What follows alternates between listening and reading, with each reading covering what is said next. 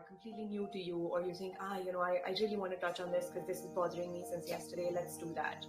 I do want to set some ground rules though. Number one, this is a completely safe space. So no question is stupid. Don't worry about messaging me on the side because you're too embarrassed to pick that up here. There is just no such thing. I'm happy to touch on the topics that you want to pick up on, but a couple of things that I just want to mention. Number one, we need to be very honest to ourselves about the change that you've gone through. Whether you're coming to the UK or you're already in the UK, you've got to be honest about the growth journey that you've had, which is you came from a very structured environment, right? In India, we know we're going to go to school, then we're going to go to college. When we come back home, there's going to be food on the table. Daddy or mommy are going to look after finances. Suddenly, you've come to a world where you're doing everything. So please do be kind to yourself. Recognize the journey you've been on, that it is incredibly hard, that you've learned so much in the last 1 year, or will learn and will manage, and that's a massive change. And whether you get a job at the end of this process or not, you are doing well and you have done really well. Yes, we've all taken massive loans to come here. Yes, our parents have helped us and we really want to get a job, or we just want to work in the UK, we don't want to go back to India. Whatever that preference is, that's the direction you need to work on as well. What I do want to be honest about is, the second point for me is, getting a job in a different country is difficult, but it's not impossible. And I'm an example. I'm sure you've got postmates who are an example. I'm sure you have family, friends, or friends who've come before who are an example. So what we need to worry about is what we might not be thinking about. Not why am I not getting a job? Why is he getting a job? Compare yourself, pull yourself down. There's no point in that. What you need to focus on is, what are my gaps? Number one, is my CV perfect? Now I'll give you an example. My CV, I had 3 versions of. One, and I did my master's at the London School of Economics, and yes, it's a great university, it's a great school, but I needed a job to stay, and I needed a visa to stay, and there are only so many companies that were providing visas at that point, so I didn't have the advantage of the post-study work visa that you guys do. But that's a great advantage. You know what that does? You can apply to every single job that does not need a visa. And even if that means you will change your job in 2 years, you still have access to a job. That's 2 years of experience, whether you use it in the UK or you go back to India to build on it. It's fine, it's not a defeat, but use that 2-year post-study visa to your advantage. Number 2, in this country, no job is too small. So if you think, I only want to work with an Ernst & Young or a Deloitte or an Amazon or a Netflix or a Facebook or a Google, I'm not going to work for just anybody. No. Think of it this way. Right now, you are competing against your 40 students or 60 students in your class multiplied by number of courses and number of universities in the UK, both at graduate and at postgraduate level, because here, there is no postgraduate market as such. Everybody joins a graduate job scheme if they join the scheme. And the challenge with that is the competition is very high. So how would you differentiate yourself in that existing competition? You differentiate yourself by getting some experience, because that is what majority of people will not have. So my example, I came in September, and in December I was working with a recruitment agency in London for that Christmas break. I didn't go back home, and I worked through that holiday period that we got in December through that. Because I had that experience, I then started applying for internships for next summer, and Standard Chartered Bank in London gave me a summer internship because they knew that I have some kind of experience of working in the UK, so that worked in my advantage compared to someone else who might have gone back home or might have had no experience. And that makes a difference, right? Because the employer believes that you stand out compared to the average. The next stage then was, because I had Standard Chartered Bank as an experience, Rolls-Royce, which was my first employer, was willing to sponsor me a visa when I interviewed with them, because They felt, oh, she's worked with a half decent company in London, she's probably capable of doing the job for us as well and joining us on the graduate program. Yes, as a postgraduate student, I joined a graduate program. Sometimes it was frustrating that all of these 19, 18-year-olds are in the same cohort as me as 23-year-old. But at that point, I needed that. I needed that experience. So I think what I'm trying to say in short is game the market. So game the market in ways that you haven't thought about before, because whatever you do know is not working or isn't the right approach. Again, I'll give you a simple example. So I was talking about my CV. I had 3 versions of my CV. One, I went onto LinkedIn and looked at all the consulting jobs, so HR consulting jobs, and I looked at, in this, what are the consulting jobs really looking for? And I tailored my CV to a consulting CV. So that was one version for consulting HR roles. My second version was for industry HR jobs. So, like what I'm doing at the moment, when you're in a big organization and you've got an HR department, and you're a part of that department. And then the third option, of course, was just a recruitment agency, or working with doing what I had already done. So if you are going to have one type of CV that you're sending to every place and saying, oh, I'm not hearing back, everyone, I sent an email 5 minutes ago, EY has sent me a rejection back, or Deloitte sent me a rejection back in 5 minutes. Yes, they will, because you're giving them, their recruitment systems are based on artificial intelligence. So if they don't catch the right words in your CV, and which are basically linked to the job description that they're trying to find people for, you're wasting your time. Please don't send that job application, because it's not going to work. So number one, customization is important. If doing the same thing is not giving you the answer, then have a think about what might need to change. Do I need a different CV? Do I need to be active on updating my LinkedIn? So just talking about CVs, number one, resources are plenty. You go onto YouTube, the best business schools in the world, INSEAD, Harvard, Columbia, they've all put their CV resources. You can access them online. Go and have a look at, or if there is a great university that you think would be great, go have a look at that. Have a look at what are the CVs that they're presenting. What is different in my case? What can I do to do something better or different? And definitely update your CV and customize it so that at least when your application goes through that filter, the filter takes it to the next stage. Otherwise, you're just going to get kicked out. I'll give you an example. I applied so I came in September, and by December, I had done 120 applications to stay in the UK. 120. I got 9 first round interviews. 9. And at the end of it, I had 3 second round interviews and 2 final round interviews, out of which I only got 1 job.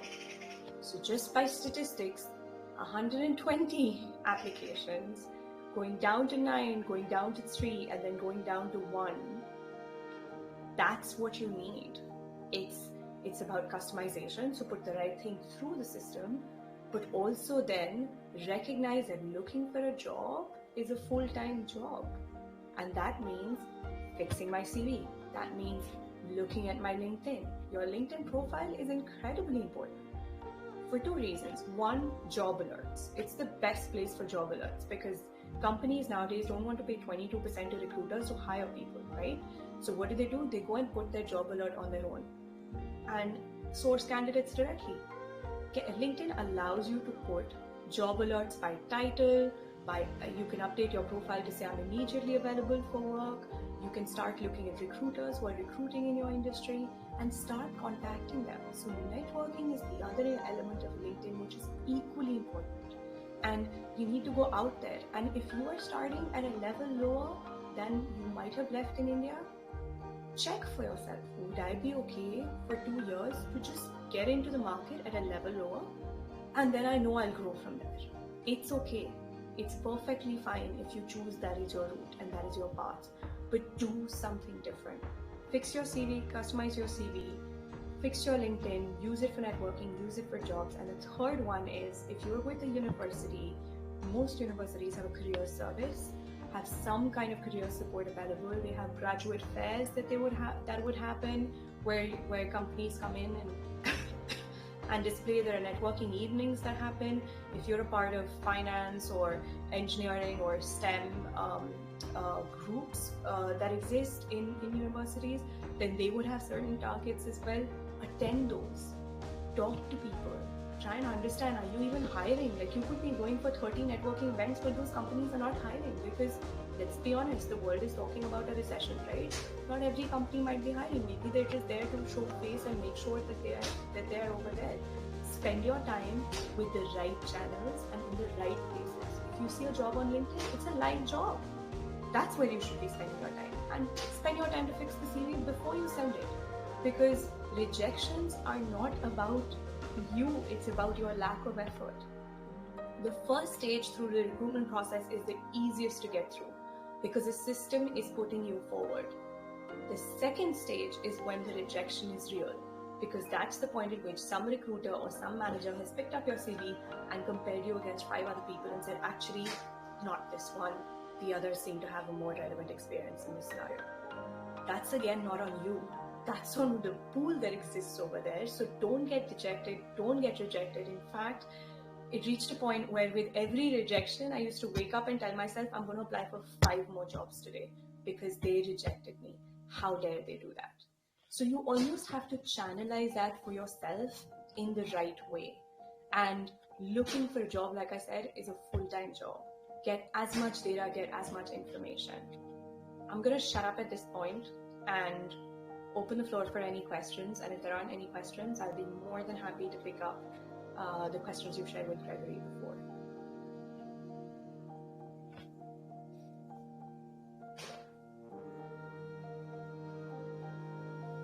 That's a lot of silence. Come on, guys, you're far more active on the group. Hi, Astha. Hi. Thanks for that. It was like really inspiring and it was a good title that we put it. So like currently I'm working in Ernst and Young. So I'm already leaving a good job here to pursue my masters.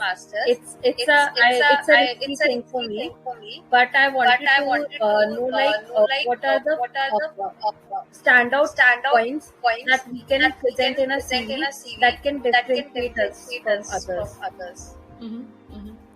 So standard points for every job are different, okay? But the one thing I have learned in my career is I've always gone and looked at the people who have done well in my career, and LinkedIn is brilliant, right? So what you can go see is if there are other people out there who are 10 years ahead of you, 7 years ahead of you in the career path that you want to take, whether it's data science, whether it's HR, what are the things they've done? Is it a course they've done? Is it a particular role they've played? Is it some kind of special skill they've gained? Would doing a certain language give me that edge if I'm a data scientist? Or where is the industry heading? Number 2, there are networking opportunities even for those circles that exist. So LinkedIn does a lot of courses. LinkedIn does a lot of learning. Maybe you do that. Maybe you need to add Microsoft skills because you need to do a lot of data analysis for your role and you need to be able to access some of that. So for me, what has really worked in mapping my career, which is what I think I'm hearing from you, Anshika, unless I've got that completely wrong, what I'm hearing from you is, how do I get my CV stronger than what it already is? My question back to you is, reflect on what it is that you really want to do and you want to grow in based on your experience. Spend some time talking to those people, and the advantage of LinkedIn is people love being contacted and asked, hey, I love what you've done, I love your career path, can you spend 15 minutes with me? I'd love to get a coffee with you. If you're in the same city, try and do that. If not, have a look at what it is that they've done. Maybe write them an email. Cold emails work perfectly fine as well. You might not get a response from 5 out of the 20 that you do, but you'll get 5 responses and you would have learned something. But for every job and every role that you will do, you will like something different. I also want you to be open about the fact that careers are not static. So one of the things that our parents had, and my example, my mother was a teacher, and she was a teacher from when I was 10 to when I was 30, and that was her job. It never changed, and she struggled through COVID because she couldn't deal with the technology. She couldn't work with working from home in terms of classroom training, etc.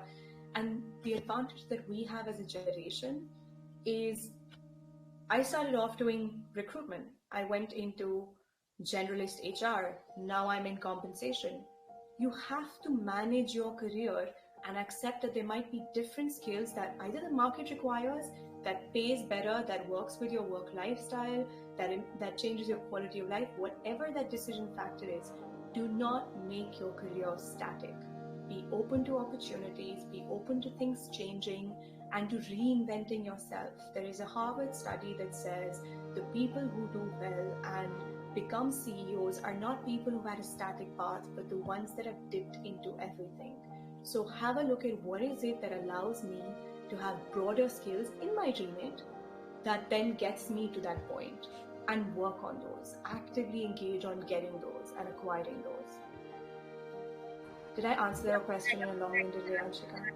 Actually, that's what then was to switch it because I was so my job and I was doing so much, so I thought quick ran get new opportunities. Okay, thank you. I'm glad. Who else? Sai, Ragvi, DS. I think you tried to call me yesterday, so I'm assuming you have something to ask.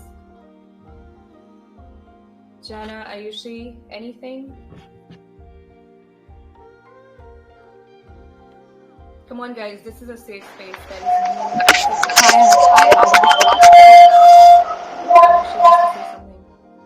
Hi, can you hear me?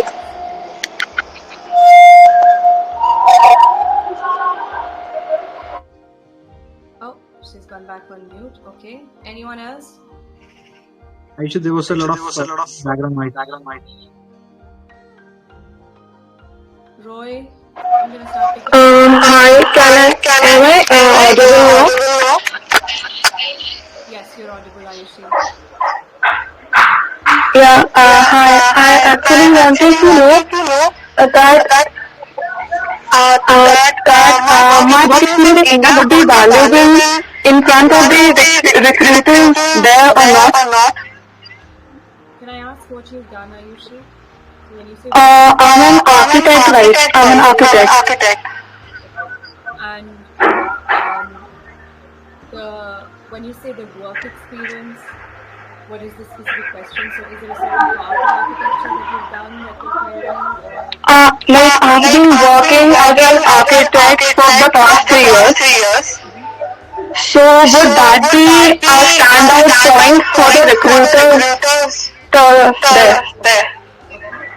So one of the questions that we often battle with is, I've worked before, I don't want to be a graduate, I don't want to join a graduate job. Are they going to take my previous experience into consideration or not? Frankly, it's how you sell it.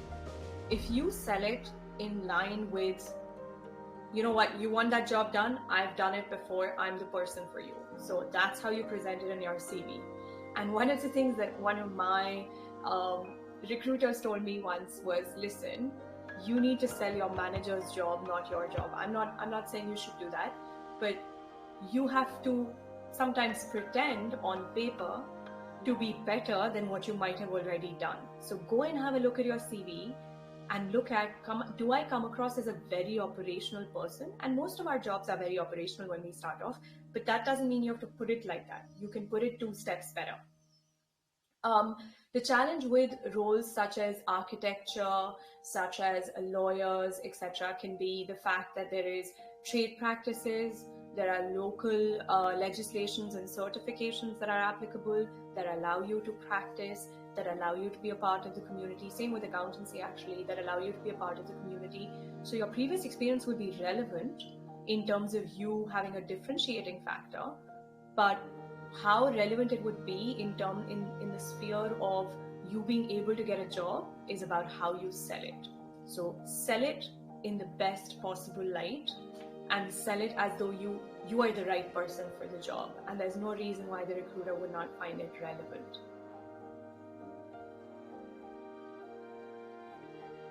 Does that answer your question, Ayushi? Yeah, it does. Thank you. Anyone else? Hi, So, Astha, I Radhika have. here. Sorry. Can you hear me? Yes. Yeah, so I have one question. Just you being a HR, you will have this experience, right? Like, for example, in LinkedIn, there are easy in applications as well, and normal applications like we have to apply through the website portal. But as it's an easy in, there are a lot of people applying. I sometimes feel like our profile is going unnoticed. So in such cases, is it wise to go to the company's website and then apply rather than applying in LinkedIn? Yeah, great question. So remember why the LinkedIn website Easy Apply exists. It exists because they want access to a candidate pool. But the challenge with being on the lower experience end is everyone who wants to come to the UK from Europe, from any other part of the world that allows easy access to the UK and does not need a visa can also apply to those jobs. So what do? I could literally be sitting in the tube and clicking on those, right? Because my CV is already attached on LinkedIn and I'm going ahead and applying that. The advantage of applying through the company is twofold. Number one, your CV is in the company's database going forward, and they will always ask you the question of should we contact you if any other future opportunities become relevant or available. Future relevant opportunities become available, and you can tick that box. So what that does is this company has access to your profile for future reference, which is great because you're sitting in the pool. The second advantage is you will actively spend the time to answer some of the important questions. So, a lot of the graduate jobs have, why do you want to join us? And they're just so frustrating. Every single time I had to answer those questions, I was just like, oh my God, why do I love this company? Why do I love that company? How do my values align with this company? It used to be painful. But actually, with each job application, you have more clarity of whether you really want to work there. Is this the right kind of place? And you could spend that time on that introspection for self, and maybe at the end of it you decide, I don't want to work with these companies in the UK. India is a great place to work. I've just managed to get a great degree. I am going to have a job hunt which is going to be global. So I'm going to have a job hunt which is back in India and here, because guess what, I might get a lot more money, a lot better, easier life in India, and it's a growing economy as well. So I might want to work there, and none of this matters to me right now, and you might not apply for jobs anymore. So definitely my recommendation is, if both the options exist, try and use the company's website. It's painful, but it might be worth the effort. Thank you, Astha. One more question I have was, like, there are some job roles who, if we say, even if we have a PSW, like, they are like, we reject the applications because eventually we are not willing to sponsor any candidate. So in such cases, they turn up the applications. Like, initially we pass the first round of interview, at least the selection process which you told. Then when they ask about the visa status, when we respond in this way, and it's like rejection. So how do we proceed after this? Should we say, like, I do want to work in your firm with the PSW, or eventually how to convey our point to the HR? Obviously, we can't say at least for the 2 years I can work in your company, right? Something like that. And we nobody can't wants say. to train you, right? Nobody wants to Yeah, train you exactly. for a job, but they all want experience. So they all want 10 years of experience, but they don't want to give you the role. It is so frustrating, and I hear you completely. It is. So first of all, don't lie in the process. And the reason why I say that is, at some stage they'll ask you for some document, and you will think, oh my God, I'm getting this job, everything's heading in the right direction, and they'll pull the carpet from under your feet. Don't do it. Do not lie at any stage of the process. Be very honest, because nobody wants to work with someone who is lying. So whatever stage they catch it at, the offer will go back. They will just send the offer. I can give that to you in writing. The second element of this is, if you are proceeding and you think that this works for you, my preference would be, and I've done this in the past myself, where I would contact the hiring manager after the interview and say, oh, it was great to have a conversation with you. I recognize that my post-study work visa can be an issue, but at the same time, I would be more than happy to work on any interim projects that you might have, or an internship arrangement that you might be able to provide in the meantime. So give them options, because they're only thinking of their structure. They're only thinking, okay, this person can only be here for 2 years and I don't want to train someone for 2 years. But then you could turn around and say, you know what, I'm available right away. I'm happy to do this as an internship. You don't have to give me a lot of money, but I still want it. And what that does is, number one, it buys you time to stay in the UK for longer, where you're earning, and you can continue to look for all of these jobs that you might have been rejected from at the moment. So try and navigate, write to HR, write to the manager, find them on LinkedIn, contact them and say it's been great, it's been valuable, I can really see myself working with the organization. My value system aligns to the things that you do, and I'm very excited about the kind of things that you're actually getting involved in, and I would love to be a part of it, and I recognize that my post-study work visa is going to be an issue. However, I would be open to other opportunities that you might have in other formats, which is whether it is an internship or it is some kind of part-time work. I would love to be of assistance, and have that conversation. The answer could still be no, but at least you tried. Okay. Thank you.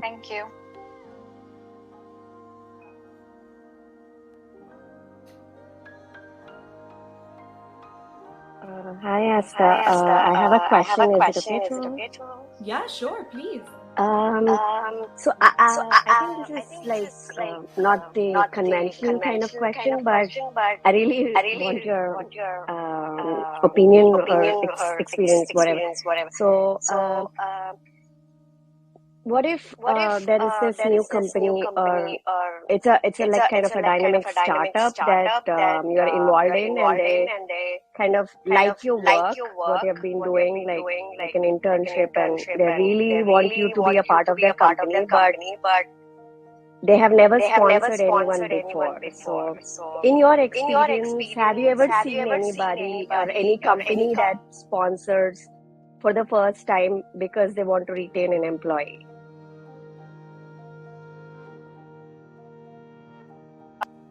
Okay.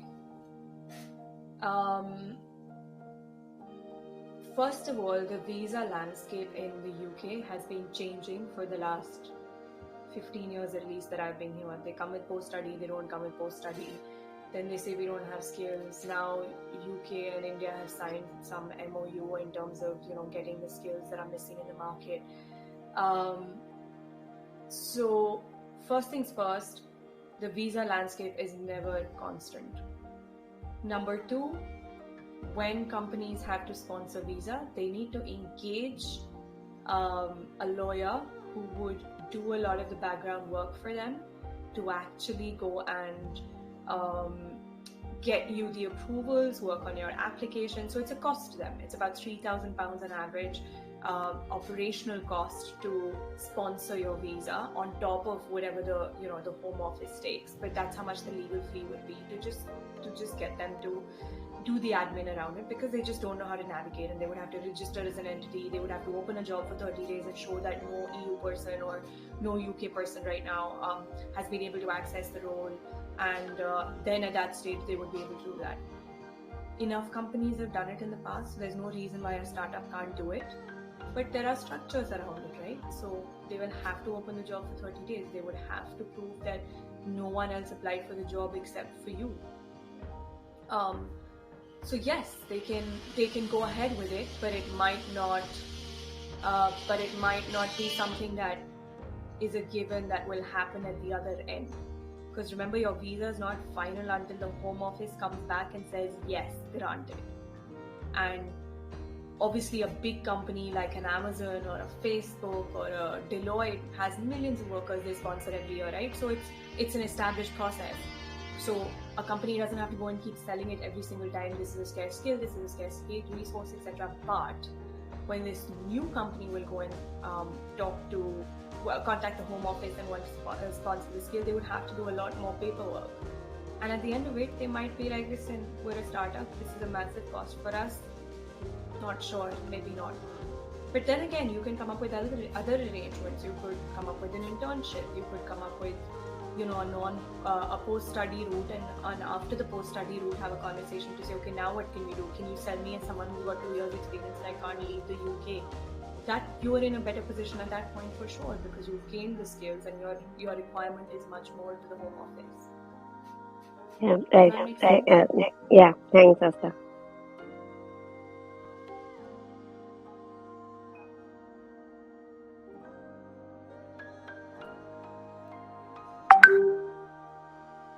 Astha, do we want to take that questions that we asked, or let's do it. Yeah.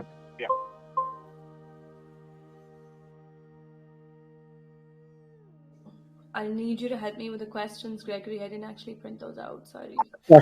Give me a second. I'm going to ask you something real quick.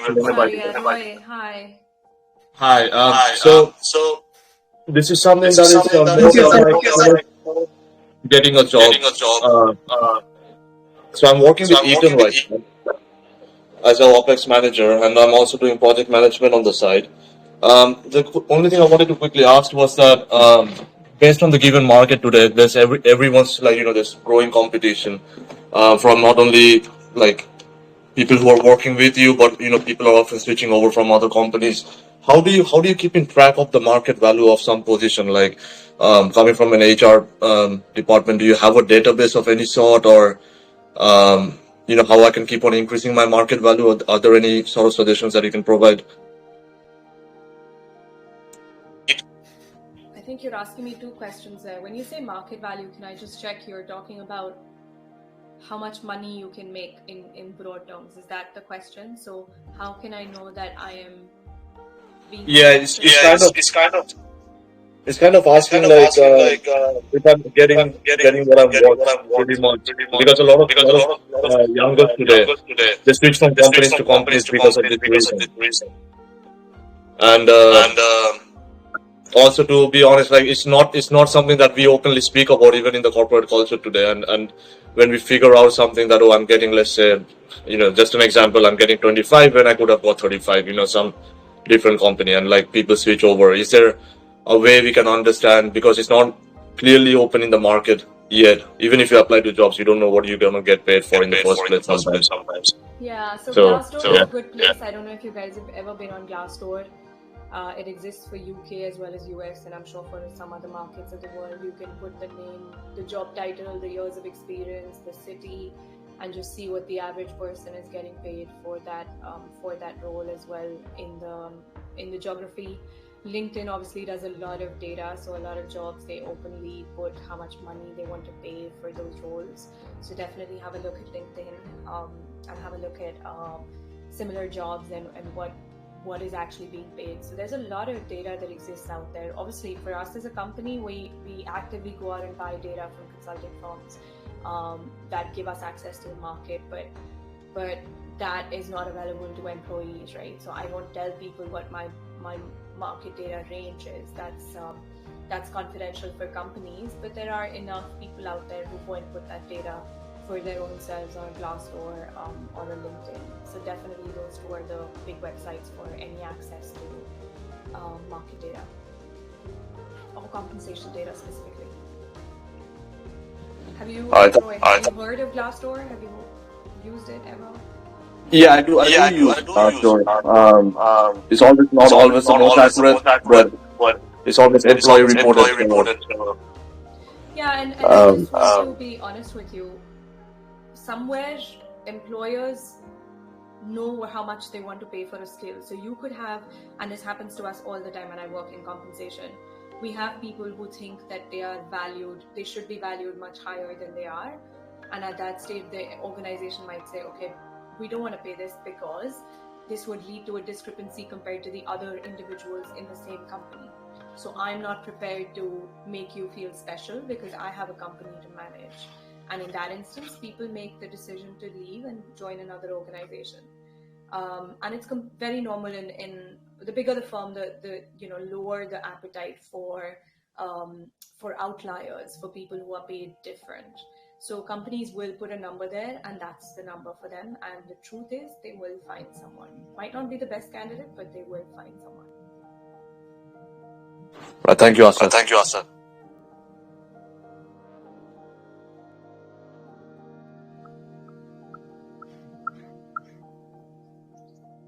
Gregory. Yeah.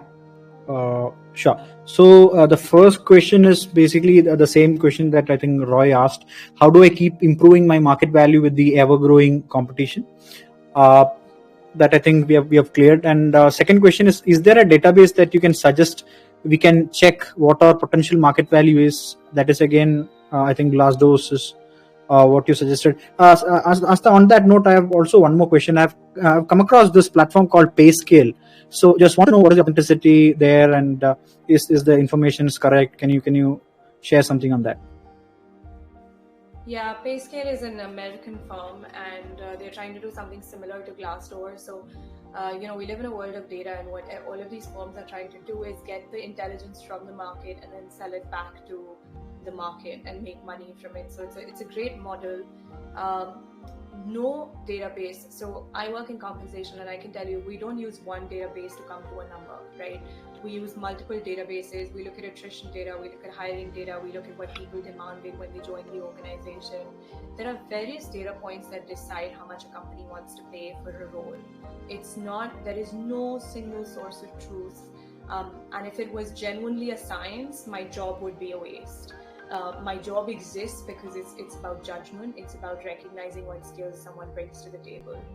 And I think both to the point that was asked earlier and the point that Roy made, if I were you, I would focus more on what skills make me differentiate myself in the market and not the money. The money will follow. If you have the right skills, they want you, they will pay for it. But if you are somebody who's just motivated by money, organizations, and especially UK, which is culturally very polite, very equitable, wants to come across very fair, you'll see this in all the values of the organizations, they don't enjoy the money conversation. This is not like India, where you would go to your boss and say, listen, this makes no sense, this is not a great enough offer, I'm not going to work for this, and you leave the next morning and give you a call. Here, they will not make that. They will not create an anomaly. So I would focus less on the money, because money you will get there. If you have the right skills, you'll get there. Focus on what is the skill, what is my differentiating factor, what is that course I can do, that language I can learn, that networking I can provide to get me there. That would be your advantage, and the money will follow. Everybody who's been in the country for 10 years makes more or less the same amount of base salary. The difference is in the bonus structures, because you might be a trader, an investment banker, working as a doctor. That's where the difference is. It's the bonus. Base salaries are pretty regular in mature markets, and it's similar for the US as well. They're pretty consistent in mature markets for similar roles. Yeah. Thank you for that. So third question is the sites where we should apply, and the resume pointers that would help us in getting a sponsorship.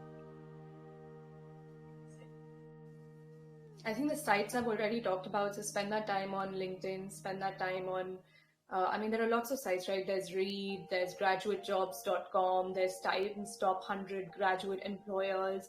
There are lots of websites that exist out there for graduate roles or for people with no experience who are starting off.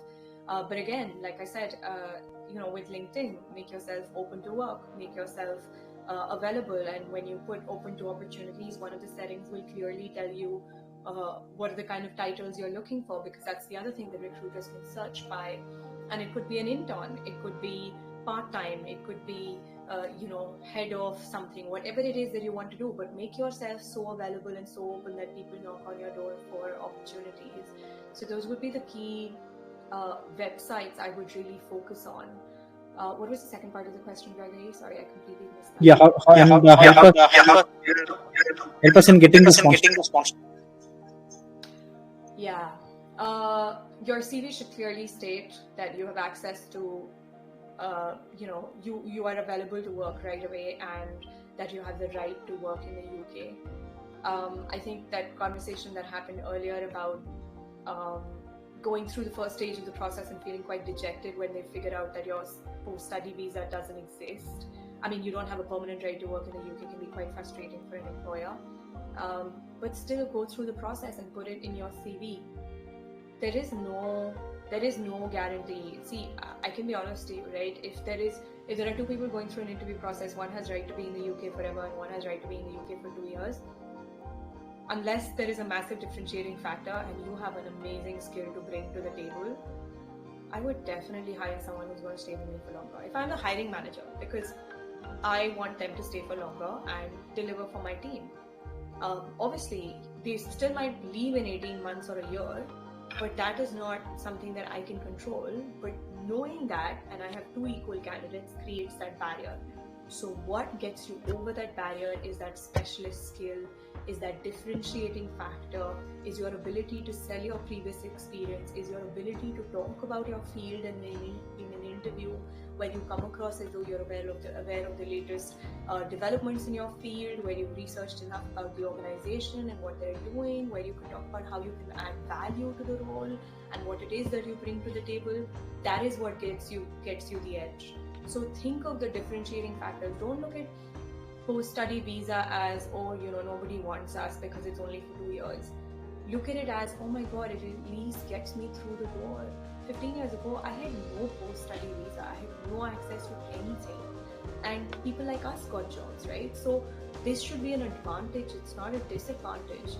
But your delivery in that conversation, your delivery in the networking event, your delivery in, oh my God, this candidate is really bright, I want them in, is what matters. And that's your differentiating factor. So spend time on building that. Look at YouTube videos. Look at, talk to people who have done well in your field. Have a look at articles and journals and what is happening, what is this organization doing, and spend that time to build your intelligence. I think linked to this, the one thing I do want to say is the one thing you learn in this country and studying in this country or working in this country is dealing with ambiguity. So because we've always known what we are doing and there is always structure in our country and we come from a culture that appreciates structure, one of the frustrating things that I know my American colleagues find on calls when they're with Asia is we're always looking for certainty.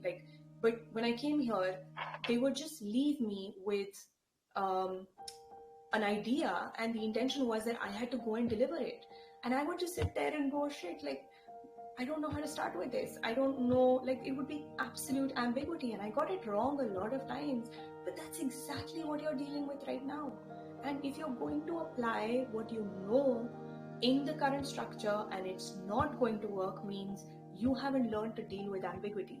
What you need to do is to do things differently, to get your competitive edge, to look at your LinkedIn, to get your CV sorted, to start talking to people, to networking actively, and really focusing on finding that job which is a full-time job.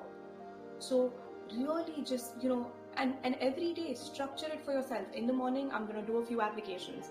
Then I'm going to focus on my LinkedIn and start contacting a few people. Then maybe after lunch, I'm going to sit and do this. Get it out, spend that time, structure it. We used to do this for studies, we used to do this for exams. Abhi hum science padhenge, abhi hum ye padhenge, right? But why don't we do this for finding a job? This is completely new to you, and this is completely new as a territory. So spend that time and really talk to people, and don't, and I said this to, some of the people that I was in touch with here, if you leave this conversation with just 5 extra points for yourself, spend that time today and say, okay, what are those 5 things I'm going to do differently at the end of this conversation or going forward? If you've learned or, if you've heard anything different, spend that time to think about what is going to be that different skill. Which LinkedIn profiles am I actually going to review and look at, okay, how do I get there? How do I become that person? Might not be in the UK, right? But India is not a bad place to work. You still take away your ability to do better, your ability to navigate, to communicate, to deal with ambiguity. Use that to your advantage. I'm going to shut up now. Gregory, over to you for the next one. Sure. So maybe we'll end with this final question. So could you share any tips to navigate situational judgment tests? Is there any strategy to approach this? Yeah. So when we think of situational, okay, why do situational tests exist? Number one, remember graduate applications, and it happens at zero experience level. Most of the zero experience level or low experience level jobs require situational awareness. And the reason why that exists is this is a way to filter candidates through the process. So if I have 1,000 applications, I will put them through a situational awareness test, a verbal test, a quant test, and at the end of it, I would have made my 300 people, because you know what, I can get the cream of all of those. So what they are trying to do is see, number one, as someone who has no experience, how would you react in work situations? YouTube has lots of videos on situational awareness tests. There is lots of content online on what are situational awareness tests, why do they exist, but the one thing I will tell you is do not try to game them. So do not think of, I would do this and actually you would not do that. You're thinking of the employer. And the reason why I say that is situational awareness tests have anywhere between 50 to 120 questions depending on which organization you're trying to apply for. And the problem with that is they will catch you out. This is made by experts. They're psychological tests. They're trying to understand how you work with the team, how you work in an organization, how do you react to stress, how do you react in a social environment, what are your strengths, what are your weaknesses, and be honest. If you would do something, put that there. But more importantly, for 2 seconds before you're taking a situational awareness test, have a look at the job description and think of what do they want this person to have, and maybe try to gauge the system or change the system based on how you think somebody in that role should react. So don't be just yourself, but have a look at what do I need to be to do this role, because all of us are different at work and all of us are different at home. We could be similar people, but we change ourselves according to situations.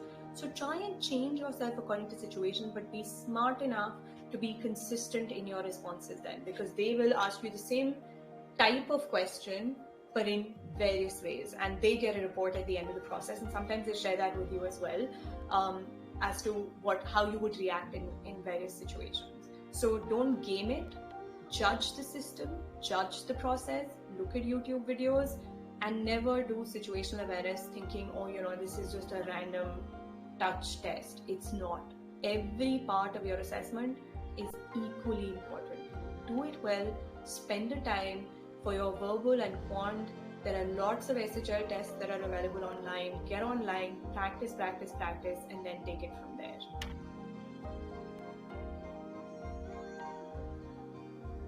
Okay. Does that answer the question?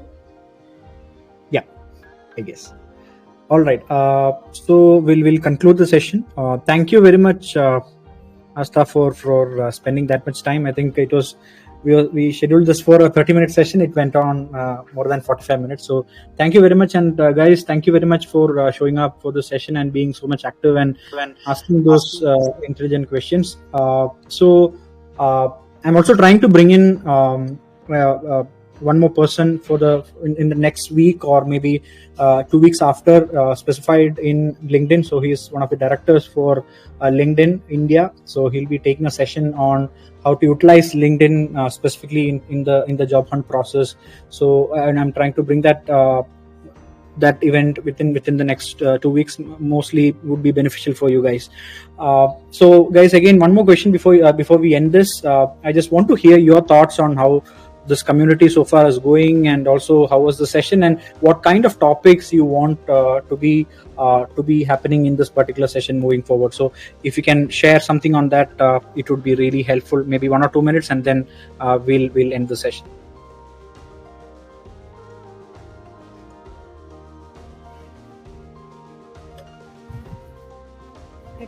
great session, and I think the more we grow as we go there, the more I think we will come up with better questions also. For now, I think it was a good and enlightening session. Thanks, Astha. Yeah. Others, anyone?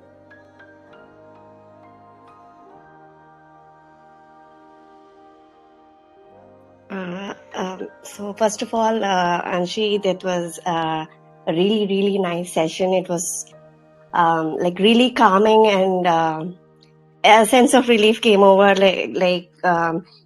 A person who is in such a position right now has also gone through the same stuff. Like when you were describing about like how you were applying like 120 applications, that was really like okay, even she went through that, so you're not alone. So that was really good. And as per the kind of discussions, I think these are the kind of discussions that we need to be having. And so for now, I think this is good content. So yeah, this I think we should keep going in this direction.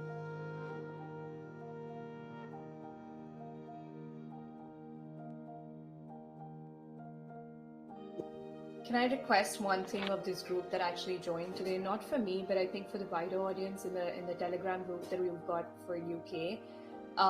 It would be really good, this is not, like I said, this isn't for me. It would be really good if you could just share your thoughts on today's session. And the reason for that is not because we need to capture pure feedback, but because the others who may or may not have been able to join, or who intended to join and were actually prioritized other things, it's important for them to know that it was useful. And obviously it will be available, but next time they might say, oh, actually, we heard this session was really useful, we should take out the time to try this one. So you would really help us build the community and help some of the others to get their buy-in for something that is new and not on everyone's priority on a Saturday, right? You could be doing so much other stuff. So definitely, please, even if it's critical feedback, absolutely okay. Any feedback that you're able to share on today's session in the group, that would be my little favor that you would be doing for me. So please do spend that time.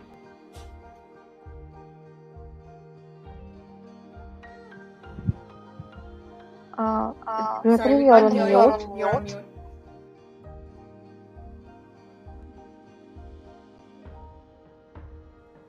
Yeah, Raghav, you can speak. Were you saying something? No, I just wanted to let you know that you're in mute. Okay. And regarding Astha's session itself, it was quite informative. Why? Because we usually hear from a lot of, as you told, YouTubers and people saying like, we did apply for a lot of applications and stuff. So I was considering the scenario is only just for a past few years. But hearing to you, I came to know the situation in the UK. It's been like this for a very, very, very long time. So eventually, those who are seeking for job will get one soon, and it was quite informative in that way. And hope we can all share our, LinkedIn request. It would be great if we could have a connection with you, so that we can also have a talk with you in near future if we want regarding any clarifications. Hope that is okay with you. Sure. I mean, I'm not great at LinkedIn. Like I said, on the group, Monday to Friday is always a challenge with anything. I'm more than happy if this group has questions. Please use the existing channel that is available, because and again, no question is stupid. Any question you ask, I'll be more than happy to do that. Perhaps we can have a follow-up conversation if you guys are interested in a couple of weeks, whenever you're ready.